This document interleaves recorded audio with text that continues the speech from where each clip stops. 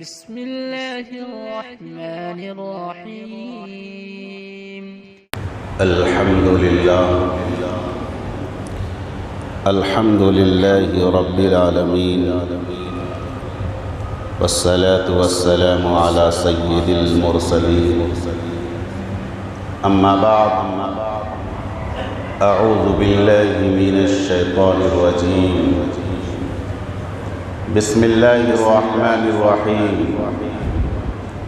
ولا تقولوا لمن يقتل في سبيل الله أموات بل أحياء ولكن لا تشعرون. فقد قال النبي صلى الله عليه وسلم: الجهاد ماضٍ إلى يوم القيامة، أو كما قال النبي صلى الله عليه وسلم: إن الله وملائكته يصلون على النبي يا أيها الذين آمنوا صلوا عليه وسلموا تسلیما.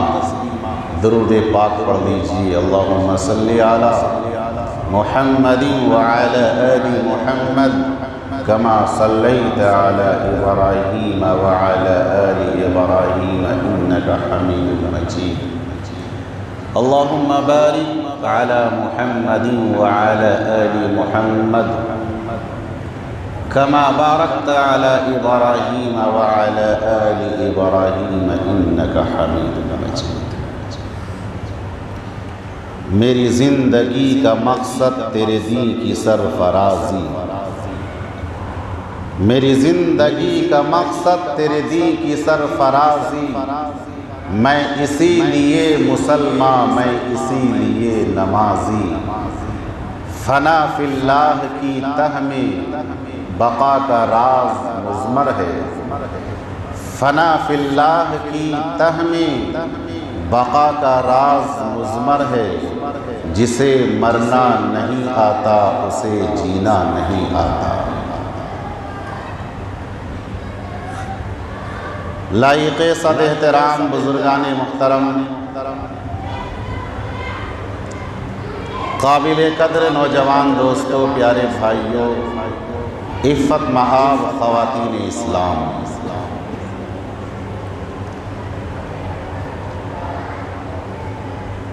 ماہ شوال سے لے کر اب تک آپ حضرات نے یکے بعد دیگرے شہدائے اسلام کے نامور عظیم شہدائے اسلام کا تذکرہ آپ نے سماعت کیا ہے. ان میں سے عظیم شہداء، جن شہداء کا تذکرہ پورے تاریخ اسلام میں بھرا پڑا ہے. آج میں چاہتا ہوں کہ اس عنوان کو سمیٹتے ہوئے مکمل کر دوں اور اس کا تکملہ کر دوں، اور پھر آئندہ جمعہ سے انشاءاللہ ایک نئے پہلو کے ساتھ پھر گفتگو کا آغاز ہوگا. آج میرا عنوان ہے شوق شہادت، تمنائے شہادت، آرزوئے شہادت، ذوق شہادت. یہ شہادت ایک اعلیٰ منصب ہے. نبوت کا سلسلہ بند ہو چکا ہے، نبوت کا سلسلہ ختم ہو چکا ہے. اب کوئی دوسرا نبی نہیں آ سکتا ہے، لیکن شہادت کا سلسلہ یہ قیامت تک چلتا رہے گا. اسی کو نبی اکرم علیہ السلام نے ارشاد فرمایا: الجہاد ماضٍ الی یوم القیامہ، کہ جہاد، مجاہدہ، شہید، شہادت، اس کا سلسلہ قیامت تک چلے گا. الجہاد ماضٍ الی یوم القیامہ. شہادت ایک سعادت ہے، شہادت ایک سعادت ہے، ایک نیک بختی کی علامت ہے. حدیث پاک کا مفہوم ہے کہ جس مومن کے دل کے اندر شہادت کی تمنا نہیں ہوگی، حدیث پاک کا مفہوم ہے کہ وہ منافق کی قسم میں شامل ہو سکتا ہے۔ اسی لیے ہر اہل ایمان کو شہادت کی تمنا رکھنی چاہیے، اور نبی اکرم علیہ السلام نے تو اپنے پیارے صحابہ کرام رضی اللہ عنہم اجمعین کو اس کا درس دیا تھا کہ اے میرے پیارے صحابہ، شہادت کا کیا مقام ہے، اس کی تربیت فرمائی تھی، اور ایسی تربیت فرمائی کہ پوری ٹیم تیار ہو گئی۔ شہادت کا جام پینے کے لیے پوری جماعت تیار ہو گئی، پوری جماعت تیار ہو گئی۔ اب اس جماعت میں سے ہمارا حصہ اسی وقت ہو سکتا ہے جب ہمارے دل کے اندر تمنائے شہادت، ذوق شہادت، شوق شہادت، آرزوئے شہادت ہمارے قلوب کے اندر موجود ہے، تو ہم بھی اس صف میں شامل ہو سکتے ہیں جب ہمارے دل کے اندر ذوق شہادت آ جائے، شوق شہادت آ جائے۔ اور ایک موقع پر اللہ تبارک و تعالیٰ نے تو قرآن کریم کے اندر یہاں تک کہ فرمایا کہ جو اہل ایمان میرے راستے میں نکل کر کے کفر کے سامنے سیسا پلائی ہوئی دیوار کی طرح کھڑے ہو جاتے ہیں، میں ان سے محبت کرتا ہوں۔ جو کفر کے سامنے سیسا پلائی ہوئی دیوار کی طرح کھڑے ہو جاتے ہیں، اللہ اور ان کے رسول ان سے محبت فرماتے ہیں۔ اب یہ دیکھنا ہے کہ ہمارے دلوں کے اندر کتنا ذوق شہادت ہے، اور صحابہ کرام رضی اللہ تعالیٰ عنہم اجمعین کے زمانے میں ان صحابہ کے دلوں کے اندر، ان صحابہ کے بچوں کے اندر، ان صحابہ کے لنگڑوں کے اندر، ان صحابہ کے معذوروں کے اندر، ان صحابہ کے بچوں کے اندر، اور ان صحابہ کرام کے زمانے کی عورتوں کے اندر کتنا جذبہ جہاد تھا اور شوق شہادت تھا۔ آئیے یکے بعد دیگرے میں آپ حضرات کے سامنے حاصل مطالعہ چند باتیں پیش کروں۔ حضور اکرم صلی اللہ علیہ وسلم کا زمانہ تھا، جنگ احد میں جانے کی تیاری ہو رہی ہے، صحابہ نکل گئے، جنگ بدر میں جانے کی تیاری ہو رہی ہے۔ نبی اکرم علیہ السلام نے فرمایا کہ اے میرے پیارے صحابہ، صف لگا دو۔ صحابہ کرام صف میں کھڑے ہو گئے، ایک معصوم بچہ صف میں کھڑا ہو گیا، اسی کے بغل میں ایک اور چھوٹا بچہ کھڑا ہو گیا۔ شوق شہادت دیکھی، صحابہ کرام کی صفیں لگی ہوئی، کہاں جانے کے لیے؟ کیا کوئی مارکیٹنگ کرنے کے لیے، کوئی میلہ گھومنے کے لیے، کوئی بازار کے لیے نہیں، بلکہ میدان جہاد میں جانے کے لیے، میدان جہاد میں جانے کے لیے صحابہ کرام کی صفیں لگ گئیں۔ ایک چھوٹا بچہ اس صف میں کھڑا ہو گیا، اور اس کے بغل میں ایک اور چھوٹا بچہ کھڑا ہو گیا۔ وہ بچہ اچک کر کے کھڑا ہو گیا اور اچکنے لگا۔ اسی درمیان نبی پاک علیہ السلام نے ان دونوں بچوں کو اپنے سامنے بلایا۔ دونوں بچے سامنے آ گئے۔ جب دونوں بچے سامنے آ گئے، کہا کہ کیا بات ہے، کیا ارادہ ہے، کیا دل میں تمنا رکھتے ہو؟ تو بڑے لڑکے نے کہا کہ یا رسول اللہ صلی اللہ علیہ وسلم، آپ صحابہ کرام کو لے کر جہاد میں جا رہے ہیں، میں بھی آپ کے ساتھ جانا چاہتا ہوں۔ آقا کریم علیہ السلام نے اس بڑے بچے کو جانے کی اجازت دے دی، لیکن چھوٹے بچے سے کہا کہ تو ابھی چھوٹا ہے، تو نہیں جا سکتا ہے۔ اب اس چھوٹے بچے نے کہا کہ او میرے پیارے نبی، ذرا میرے بڑے بھائی سے میرا مقابلہ کرا دیا جائے، اگر میں جیت جاؤں گا تو مجھے جنگ میں جانے کی اجازت دینا، اگر میں ہار گیا تو میں جانا نہیں چاہتا۔ اب دونوں بھائی میں مقابلہ ہو گیا۔ کہاں جانے کا مقابلہ ہو رہا ہے؟ جنگ میں جانے کا مقابلہ ہو رہا ہے۔ اور کون جانے کے لیے تیاری کر رہا ہے؟ جس بچے کا نام تاریخ نے نوٹ کیا ہے، معاذ اور معوذ، یہ دو معصوم بچے 8-7 سال کے بچے تھے۔ یہ دونوں بچے کشتی لڑنے لگے۔ آقا سے فرمایا کو میرے پیارے آقا، ہم سے ان سے کشتی کرا دی جائے، اگر میں جیت جاؤں گا تو میں اپنے بھائی کے ساتھ جنگ میں جاؤں گا، اور اگر میں ہار جاؤں گا تو میں جنگ میں نہیں جاؤں گا۔ نبی پاک علیہ السلام نے فرمایا کہ ٹھیک ہے۔ اب دونوں بھائی جنگ کرنے لگے، دونوں بھائی کشتی کرنے لگے۔ لڑتے لڑتے ایک بھائی نے، چھوٹے بھائی نے اپنے بڑے بھائی کے کان میں کہا کہ اے میرے بڑے بھائی، تیرا تو کام ہو گیا ہے، آقا کریم علیہ السلام نے جانے کی اجازت دے دی ہے، میں چھوٹا ہونے کی بنیاد پر مجھے جانے کی اجازت نہیں مل رہی ہے، اگر آپ کشتی ہار جائیں گے تو میرا بیڑا پار، اگر آپ کشتی ہار جائیں گے آپ کا جانا تو طے ہے لیکن میرا جانا طے ہو جائے گا۔ اتنا کہنا تھا کہ بڑا بھائی کشتی ہار گیا، چھوٹا بھائی کشتی جیت گیا۔ بڑا بھائی کشتی ہار گیا اور چھوٹا بھائی کشتی جیت گیا۔ اب نبی پاک علیہ السلام نے دونوں بھائی کو اجازت دے دی۔ اب جنگ میں جانے لگے، جاتے جاتے اس کا ٹارگٹ کیا ہے؟ اب غور کیجیے، ان دونوں بچوں کا ٹارگٹ کیا ہے؟ ان دونوں بچوں کا ٹارگٹ تھا ابو جہل کو مارنا، جو ابو جہل اپنی قوم کا سردار تھا، جن کے چاروں طرف سے ہتھیار سے لیس ان کے مریدین، ان کے چاہنے والے تھے۔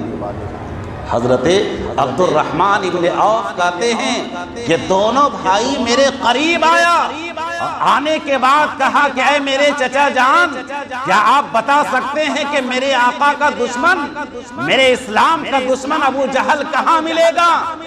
حضرت عبد الرحمن ابن عوف سوچنے لگے کہ یہ چھوٹا بچہ ابو جہل کو کیا کرے گا، اس کے سامنے تو بڑے بڑے ہار رہے ہیں، یہ چھوٹا بچہ کیا کرے گا؟ اس وقت حضرت عبد الرحمن ابن عوف نے فرمایا کہ اے میرے بیٹے، تو ابو جہل کو کیا کرے گا؟ اس وقت اس چھوٹے بچے نے کہا کہ میں نے سنا ہے کہ ابو جہل میرے آقا کی شان میں گالیاں بکتا ہے، یا تو وہ رہے گا یا تو ہم رہیں گے، یا تو وہ رہے گا یا تو ہم رہیں گے۔ ہم میدان میں آ گئے، سامنے آ گئے ابو جہل کے قریب۔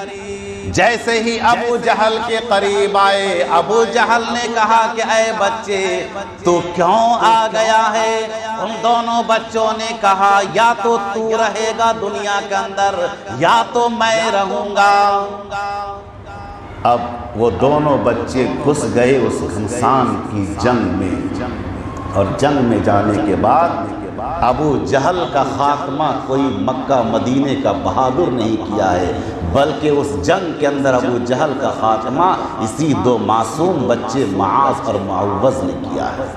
سبحان اللہ، ان دو معصوم بچوں نے، معاذ اور معوذ نے کیا ہے۔ آپ اندازہ لگا سکتے ہیں کہ کیا دل کے اندر نبی کی محبت ہوگی، کیا اس قلوب کے اندر ذوق شوق شہادت ہوگا کہ اس بچے نے کہہ دیا کان کھول کر کے سن لے، یا تو ابو جہل رہے گا یا تو ہم رہیں گے، یا تو ہم نہیں رہیں گے تو ابو جہل بھی نہیں رہے گا۔ یہ ہے بچوں کا ایمانی ٹارگٹ۔ اور آج ہمارے بچوں کا ایمانی ٹارگٹ کیا ہے؟ آج ہم اپنے بچوں کی کیا تربیت کر رہے ہیں؟ آج ہمارے بچوں کا ایمانی تجزیہ کیا ہے؟ آج ہمارے بچوں کے ایمان کی کسوٹی کیا ہے؟ ہر شخص جانتا ہے۔ ان بچوں کا ٹارگٹ تھا کہ نبی کے دشمن کو کیسے قتل کر دیا جائے اور ان کے سر کو قلم کر دیا جائے۔ یہ تو بچوں کا ذوق شہادت ہے۔ ایک لنگڑا صحابی آقا کی خدمت میں آیا، اور آنے کے بعد کہا کہ وہ میرے پیارے آقا میرے 4 بیٹے جنگ میں جا رہے ہیں۔ ایک لنگڑا صحابی آقا کی خدمت میں آنے کے بعد کہا کہ میرے 4 بیٹے جہاد میں جا رہے ہیں، لہٰذا مجھے بھی اجازت دی جائے۔ نبی پاک علیہ السلام نے فرمایا کہ تو پاؤں سے معذور ہے، تو جنگ میں جا کر کیا کرے گا؟ آقا نے فرمایا کہ تو نہیں جا سکتا ہے، اجازت نہیں دی۔ پھر صحابی رسول نے بضد ہو کر کے کہا کہ وہ میرے پیارے حضور آپ مجھے اجازت تو دے دیجئے، میں دیکھتا ہوں کہ میں اسی لنگڑے پاؤں سے جنت کی زمین کو روند رہا ہوں، میں دیکھتا ہوں کہ اسی لنگڑے پاؤں سے زمین جنت کی زمین کو روند رہا ہوں۔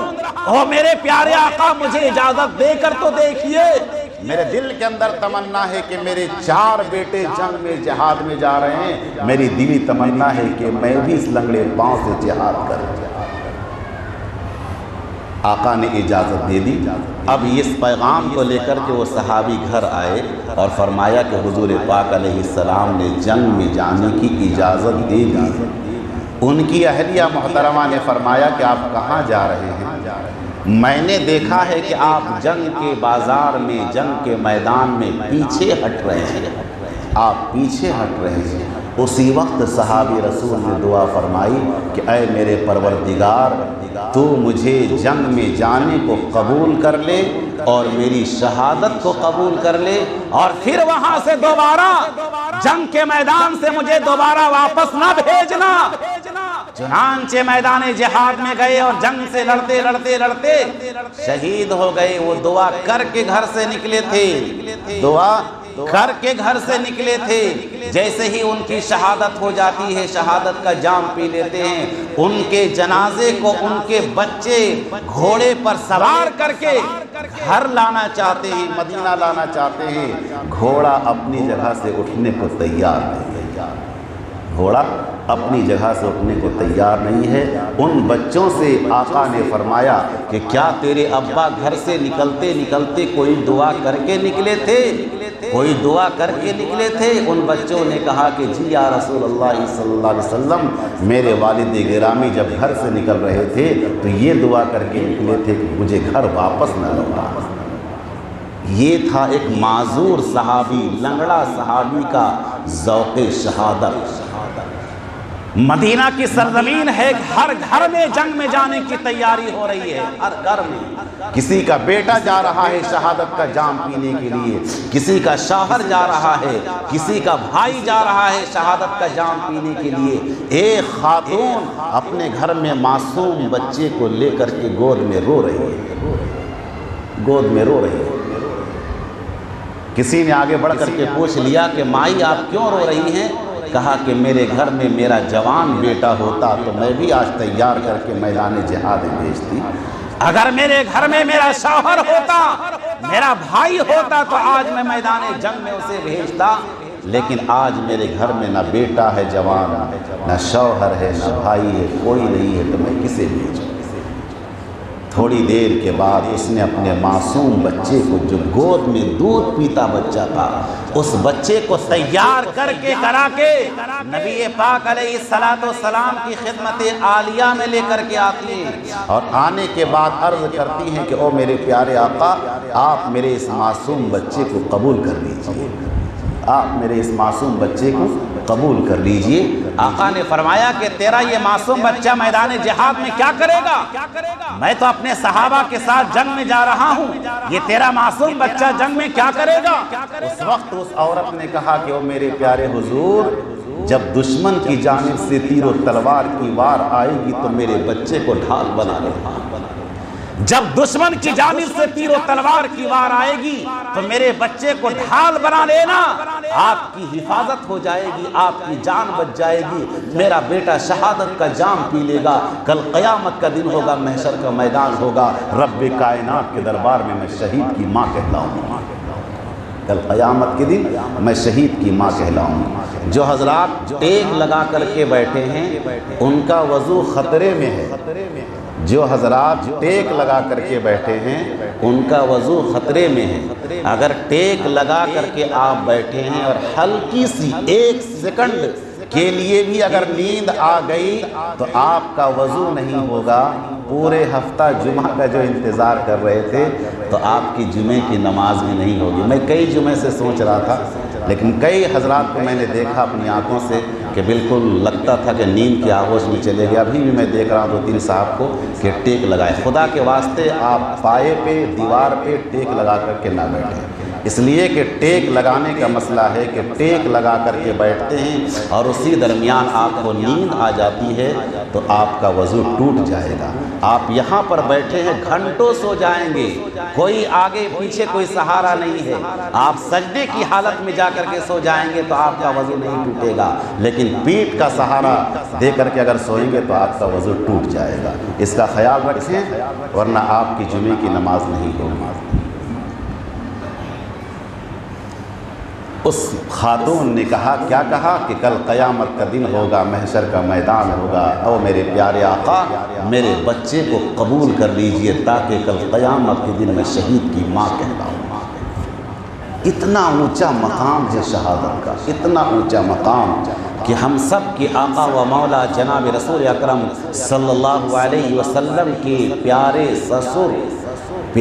سسر حضرت عمر فاروق رضی اللہ تعالیٰ عنہ، جن کو مانگ کے لیا ہے رب کائنات سے، خانہ کعبہ کے در و دیوار کو پکڑ کر کے وقت سے ہر وقت تہجد آقا کریم نے دعا مانگ کر کے رب کائنات سے مانگا تھا اور کہا تھا کہ اے میرے پروردگار اگر تو اسلام کو عزت دینا چاہتا ہے عمر بن خطاب یا عمر بن ہشام کو اسلام کی دولت سے مالا مال فرما۔ وہ عمر جب اسلام کی دولت سے مالا مال ہو جاتے ہیں، جب مالا مال ہو جاتے ہیں تو وہ دعا کرتے ہیں، اللہم ارزقنی شہادتاً فی سبیلک و وفاتاً فی بلد رسولک، اے میرے پروردگار مجھے اپنے راستے میں شہادت کی موت نصیب فرما۔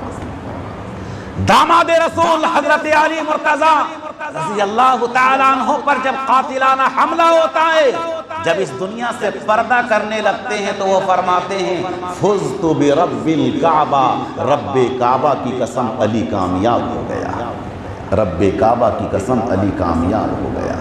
اور آج ہم کامیابی دکانوں میں تلاش کرتے ہیں، آج ہم کامیابی بازاروں میں تلاش کرتے ہیں، آج ہم کامیابی اپنے کاروبار میں تلاش کرتے ہیں، لیکن صحابہ کرام تو میدان جہاد میں کامیابی تلاش کرتے تھے، اور جیسے ہی شہادت کا جام پینے لگتے ہیں وہ فرماتے ہیں فزت برب الکعبہ، رب کعبہ کی قسم میں تو کامیاب ہو گیا، رب کعبہ کی قسم میں تو کامیاب ہو گیا۔ اب آئیے میں یہاں پر 2-3 نقطے کی بات آپ کو بتاؤں۔ اگر کوئی ولی انتقال کر جائے، اگر کوئی صحابی انتقال کر جائے، کوئی بزرگ انتقال کر جائے، کوئی ذاکر انتقال کر جائے، کوئی امام، کوئی بزرگ، کوئی اللہ کا نیک بندہ انتقال کر جائے تو ہم کیا کہتے ہیں کہ فلاں کی موت آ گئی، کیا کہتے ہیں فلاں کی موت آ گئی۔ لیکن اللہ فرماتا ہے اے میرے بندے اگر کوئی میرے راہ میں انتقال کر جائے، میرے راہ میں شہید ہو جائے، وَلَا تَقُولُوا لِمَنْ يُقْتَلُ فِي سَبِيلِ اللَّهِ أَمْوَاتٌ، خبردار اسے یہ نہیں کہنا کہ اسے موت آ گئی، یہ کبھی نہ کہنا جو میرے راہ میں شہید ہو گئے، خبردار اسے کبھی یہ نہ کہنا کہ اسے موت آ گئی، بلکہ وہ زندہ ہے، بل احیاء، بلکہ وہ زندہ ہے، اسے موت نہیں آئی ہے، وہ تو مجھ سے ملاقات کرنے کے لیے آیا ہے۔ ایک بات، دوسری بات یہ ہے کہ شہید جس گھوڑے پر سوار ہو کر کے جنگ لڑتا ہے، کل قیامت کے دن اس گھوڑے کا بال، اس کا کھر، اس کا چمڑا، حتیٰ کہ اس کی لید، اس کا گوبر بھی کل قیامت کے دن ترازو میں تولا جائے گا۔ نیکیوں کا جو پلہ ہوگا ایک تو بدی کا پلہ ہوتا ہے، ایک نیکی کا پلہ ہوتا ہے۔ نیکی کے پلے میں جو شہید شہادت کا جام پیتا ہے، جس گھوڑے پر سوار ہو کر کے وہ جنگ لڑ رہا تھا، اس کا گوبر بھی، اس کی لید بھی، اس کی ناپاکی کے حصے بھی کل قیامت کے دن انصاف کے لیے ترازو میں رکھ دیا جائے گا، اور نیکیوں کا پلہ اس سے بھی بھاری ہو جائے گا۔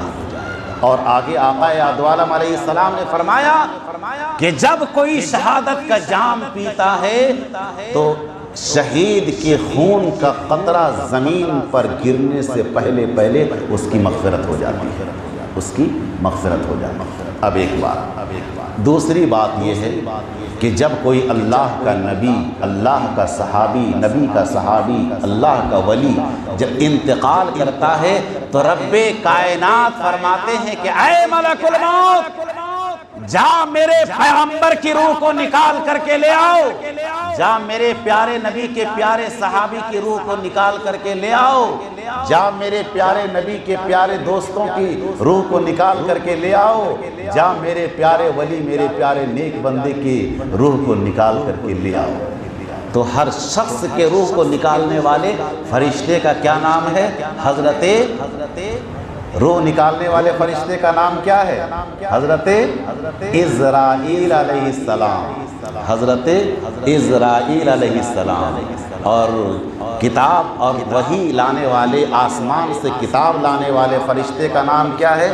حضرت جبرائیل علیہ السلام۔ اور بارش برسانے والے فرشتے کا نام اور رزق کا انتظام کرنے والے فرشتے کا نام حضرت میکائیل علیہ السلام۔ بارش تو اللہ کے حکم سے نازل ہوتی ہے، روزی بھی اللہ کے حکم سے ملتی ہے، لیکن واسطہ بیچ میں پڑتے ہیں روزی اور بارش، اس کا انتظام کرنے والے فرشتے کا نام حضرت میکائیل علیہ السلام۔ آسمان سے کتاب لانے والے فرشتے کا نام حضرت جبریل علیہ السلام، اور روح نکالنے والے فرشتے کا نام حضرت عزرائیل علیہ السلام۔ اور قیامت کے دن جب سور پھونکا جائے گا، اس فرشتے کا نام کیا ہے؟ حضرت اسرافیل علیہ السلام۔ روایت کے اندر آتا ہے کہ حضرت اسرافیل علیہ السلام سامنے سور، جسے ہم اور آپ مائک بھی کہہ سکتے ہیں کہ سامنے مائک لگا ہوا ہے، وہ بالکل کھڑے ہیں۔ روایت کے اندر آتا ہے کہ حضرت اسرافیل علیہ السلام اپنے سامنے سور لے کر کے کھڑے ہیں۔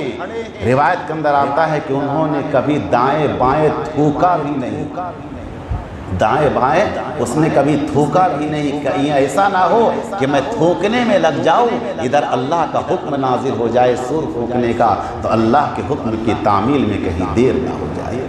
بالکل اپنے سامنے سور لیے کھڑے ہیں۔ سور پھونکنے والے کا نام حضرت اسرافیل علیہ السلام۔ تو حضرت اسرائیل علیہ السلام جتنے بھی دنیا کے اندر انسان ہیں، مخلوقات ہیں، ان سارے لوگوں کے روح کو نکالنے والے فرشتے حضرت ملک الموت، جسے ملک الموت بھی کہتے ہیں، حضرت اسرائیل علیہ السلام، موت کا فرشتہ، وہ سب کی روحوں کو نکالتے ہیں، چاہے اپنے وقت کا ولی ہو، اپنے وقت کا صحابی ہو، اپنے وقت کا تابعی ہو، اپنے وقت کا نبی ہو، سب کی روحوں کو کون نکالتا ہے؟ ملک الموت حضرت اسرائیل علیہ السلام۔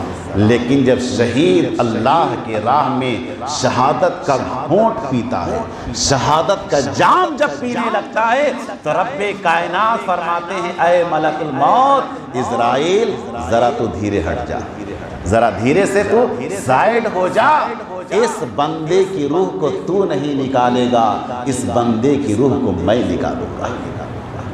سبحان اللہ۔ تو بولیے امام قرطبی نے کیا فرمایا کہ جب کسی ولی کی روح کے نکالنے کی باری آتی ہے تو ملک الموت سے رب کائنات فرماتے ہیں کہ جا میرے ولی کی روح کو نکال کر کے لے آؤ۔ جب کسی نبی کی روح نکالنے کی باری آتی ہے تو رب کائنات فرماتے ہیں کہ جا میرے نبی کے روح کو نکال کر کے لے آؤ۔ لیکن جب کسی شہید کی روح نکالنے کی باری آتی ہے تو رب کائنات فرماتے ہیں، جس کو امام قرطبی رحمۃ اللہ علیہ نے اپنی تفسیر کے اندر نقل کیا ہے، رب ذوالجلال فرماتے ہیں کہ میرے بندے، میرے ملک الموت اسرائیل ذرا ہٹ جا، میں اس بندے کو میں خود روح نکالوں گا۔ کیوں؟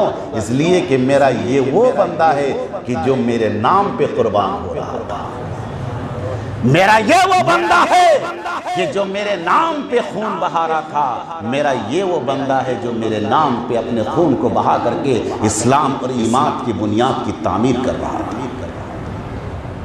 تو شہید کی روح کو کون نکالتا ہے؟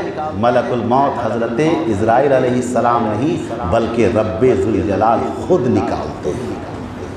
اور اگر ہمارے معاشرے کے اندر کسی اللہ کے نیک بندے کا یا صحابی کا، نبی کا، ولی کا انتقال ہو جائے تو اسے کیا دیتے ہیں؟ کفن پہناتے ہیں، بازار سے لا کر کے کفن پہناتے ہیں۔ اور حدیث کے اندر آتا ہے کتنے لوگ ایسے ہیں دنیا کے اندر کہ جو بازار میں گھوم رہے ہیں لیکن اسی بازار میں کفن کا کپڑا آ کر کے موجود ہے، انسان کو پتہ نہیں چلتا ہے۔ بازار گیا سامان خریدنے کے لیے، راستے میں ایکسیڈنٹ ہو گیا، اس کا انتقال ہو گیا، مر گیا وہ انسان، اور اسی بازار میں اس کے کفن کا کپڑا موجود ہے، لیکن انسان کو پتہ نہیں ہے۔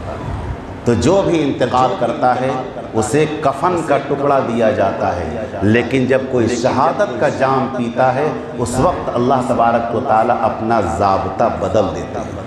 اللہ فرماتے ہیں کہ اے میرے بندے، اب ضابطہ بدل گیا، اگر کوئی میرا نبی انتقال کر جائے اسے کفن کا ٹکڑا دیا جائے گا، کوئی صحابی انتقال کر جائے اسے کفن کا کپڑا دیا جائے گا، کوئی ولی انتقال کر جائے تو اسے کفن کا کپڑا دیا جائے گا، لیکن کوئی شہید انتقال کر جائے اسے کفن نہیں دیا جائے گا اور اسے غسل بھی نہیں دیا جائے گا۔ عام آدمی انتقال کر جائے یا خاص بھی انتقال کر جائے اسے غسل دیا جاتا ہے، کفن دیا جاتا ہے، لیکن جو شہید ہوتا ہے اسے غسل بھی نہیں دیا جاتا، اسے کفن بھی نہیں دیا جاتا۔ اللہ کا ضابطہ سامنے آتا ہے کہ میرے بندے یہ میرے نام پہ قربان ہو رہا تھا، لہٰذا اس کے جسم سے خون کو داغ دھبے کو صاف مت کرو، اس کے جسم سے ان کے کپڑے سے داغ دھبے کو صاف مت کرو، کل قیامت کے دن میں چاہتا ہوں اسی خون سے لت پت حالت میں اور اس کے جسم کا کپڑا خون سے لت پت حالت میں یہ مجھ سے ملاقات جب کرے گا، یہ شہید بنتا جب مجھے میرے سامنے آئے گا، یہ مجھے دیکھ کر کے مسکرائے گا، میں اسے دیکھ کر کے مسکراؤں گا، یہ مجھے دیکھ کر مسکرائے گا، میں اسے دیکھ کر کے مسکراؤں گا۔ فنا فی اللہ کی تہ میں بقا کا راز مضمر ہے، جسے مرنا نہیں آتا اسے جینا نہیں آتا۔ تو بزرگوں دوستو، ہر شخص یہ دل میں آرزو رکھے کہ میں گھر سے نکلوں گا تو شہادت کا جام پینے کے لیے نکلوں گا۔ صحابہ کرام یہ ہمیشہ آرزو رکھا کرتے تھے، دل میں تمنا رکھا کرتے تھے شہادت کا جام پینے کے لیے۔ شہادت بہت بڑی نعمت ہے، جو شہید ہو جاتا ہے وہ یہاں بھی کامیاب وہاں بھی کامیاب، اور اسے وہ مقام ملے گا کل قیامت کے دن، وہ مقام کہ رب کائنات ایک تخت لگائیں گے اور اس تخت میں رب کائنات بیٹھیں گے اور اپنے سارے شہیدوں کو فرمائیں گے اے میرے سارے شہیدوں، سب میرے تخت کے قریب آ جاؤ۔ وہ سارے شہید رب کائنات کے تخت کے قریب آئیں گے، راستے میں اگر حضرت ابراہیم علیہ السلام بھی کھڑے ہوں گے، ان شہیدوں کے لیے حضرت ابراہیم علیہ السلام کو بھی راستہ دینا ہوگا، ان کو بھی راستہ دینا ہوگا۔ حدیث پاک کے اندر آتا ہے اتنا اونچا مقام ہے، اتنا اونچا مقام ہے۔ تو ہر شخص اپنے دل کے اندر یہ جذبہ رکھے، یہ شوق رکھے کہ اگر ہمیں موت آئے تو شہادت کی موت آئے۔ یہ دل سے ہمیشہ دعا کرنے والا انسان مکمل ایماندار ہوتا ہے۔ اگر جس کے دل کے اندر شوق شہادت نہیں ہوگا وہ منافق ہوتا ہے، اور جس کے دل کے اندر شہادت کا شوق ہوتا ہے وہ مکمل ایمان والا ہوتا ہے۔ دعا ہے کہ تیری دعا ہے کہ ہو تیری آرزو پوری۔ شاعر کہتا ہے کہ دعا ہے کہ ہو تیری آرزو پوری، میری دعا ہے کہ تیری آرزو بدل جائے، میری دعا ہے کہ تیری آرزو بدل جائے۔ اللہ تبارک و تعالی ہمیں اور آپ کو شہداء اسلام کے صدقے میں ہم سب کا بیڑا پار فرمائے، ذوق شہادت، تمنائے شہادت، آرزو شہادت نصیب فرمائے۔ آمین۔ وآخر دعوانا ان الحمد للہ رب العالمین۔